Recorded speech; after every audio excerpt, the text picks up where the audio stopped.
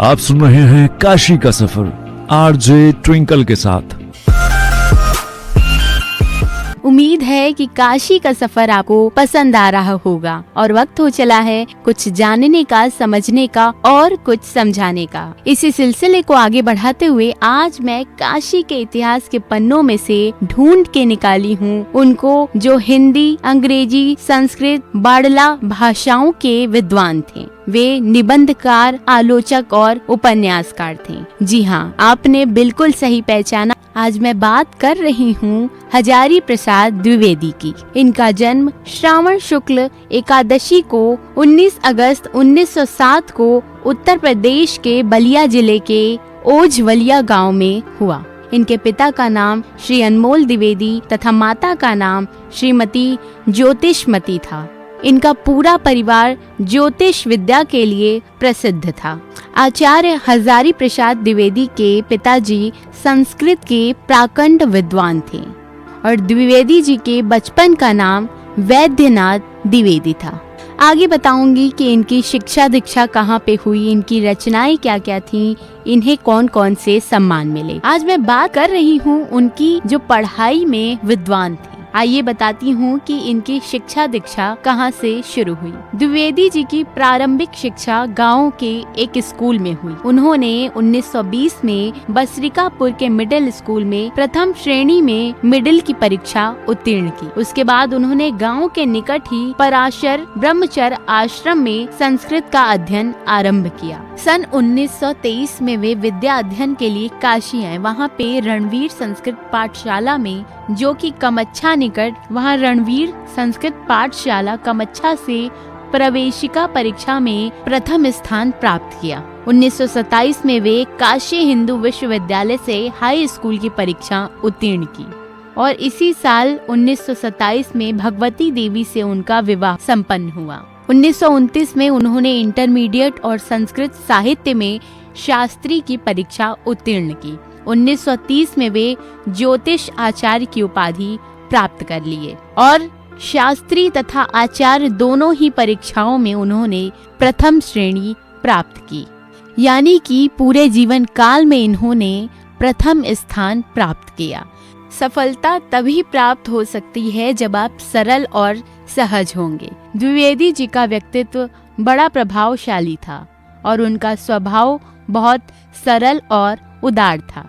8 नवंबर 1930 में द्विवेदी जी ने शांति निकेतन में हिंदी का अध्यापन शुरू कर दिया। वहां गुरुदेव रविंद्रनाथ ठाकुर तथा आचार्य क्षिति मोहन सेन के प्रभाव से साहित्य का गहन अध्ययन किया और तब से स्वतंत्र रूप से वे लिखना आरंभ कर दिए।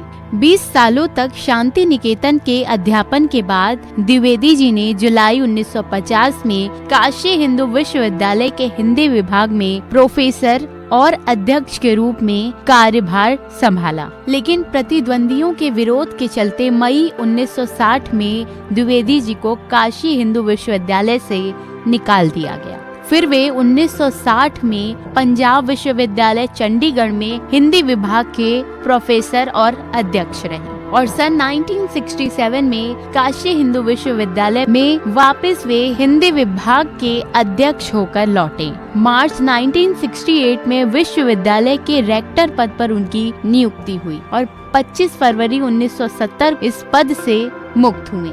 कुछ समय काल तक ये हिंदी के ऐतिहासिक व्याकरण के रूप में निर्देशक भी हुए। उसके बाद उत्तर प्रदेश हिंदी ग्रंथ अकादमी के अध्यक्ष तथा 1972 से आजीवन उत्तर प्रदेश हिंदी संस्थान लखनऊ के उपाध्यक्ष पद पर रहे। इनके नौकरी में कई उतार चढ़ाव आए, लेकिन वे हार नहीं माने और अंतिम में उनकी विजय हुई। अगर मेहनत करते रहेंगे तो सफलता आपको एक दिन मिल ही जानी। द्विवेदी जी के कई रचनाएं हैं। उन रचनाओं में कुछ प्रसिद्ध रचनाएं हैं जो मैं आपको बताती हूँ। हिंदी साहित्य की भूमिका, प्राचीन भारत के कलात्मक विनोद, कबीर, साहित्य का मर्म, मेघदूत, कालिदास की लालित्य योजना, हिंदी साहित्य, अशोक के फूल आदि। इनके कुछ प्रसिद्ध निबंध भी हैं, जैसे अशोक के फूल, विचार और वितर्क, विचार प्रवाह आदि। इनके कुछ प्रसिद्ध निबंध भी हैं, जैसे गतिशील चिंतन, साहित्य सहचर, नाखून क्यों बढ़ते हैं, अशोक के फूल, बसंत आ गया, मेरी जन्मभूमि आदि। इनके कुछ प्रसिद्ध उपन्यास भी हैं, बाण भट्ट की आत्मकथा, अनाम दास का पोथा आदि। इनके प्रसिद्ध संपादन पृथ्वीराज रासो, संदेश रासक, महापुरुषों का स्मरण आदि। कुछ महत्वपूर्ण रचनाओं में जैसे प्राचीन भारत की कला विलास,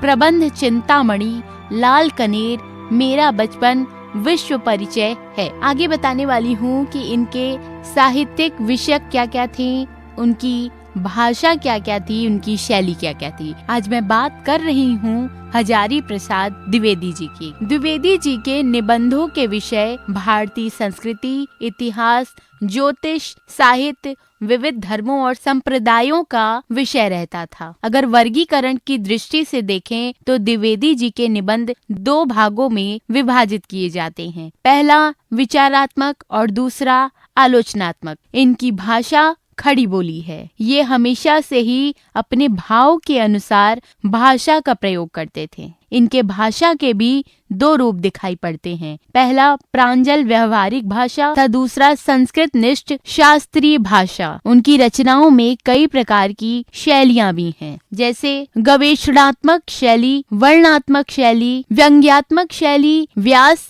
शैली आदि। द्विवेदी जी का हिंदी निबंध और आलोचनात्मक क्षेत्र में महत्वपूर्ण स्थान है। वे उच्च कोटि के निबंधकार, सफल आलोचक थे। उन्होंने सूर, कबीर, तुलसी आदि पर अपने भाव प्रकट किए हैं। और आकर बताने वाली हूँ कि द्विवेदी जी को कौन कौन से सम्मान से नवाजा गया था। हजारी प्रसाद द्विवेदी को साहित्य एवं शिक्षा के क्षेत्र में 1957 में राष्ट्रपति द्वारा पद्म भूषण की उपाधि से सम्मानित किया गया। 1973 में आलोक पर्व निबंध संग्रह के लिए उन्हें साहित्य अकादमी पुरस्कार से भी नवाजा गया। लखनऊ विश्वविद्यालय में उन्हें डीलिट की उपाधि देकर उन्हें विशेष रूप से और 4 फरवरी 1979 को पक्षाघात के ये शिकार हुए और 19 मई 1979 को ब्रेन ट्यूमर से दिल्ली में उनका निधन हो गया। अगर जिंदगी में सुकून चाहते हैं तो फोकस अपने काम पर करें, लोगों की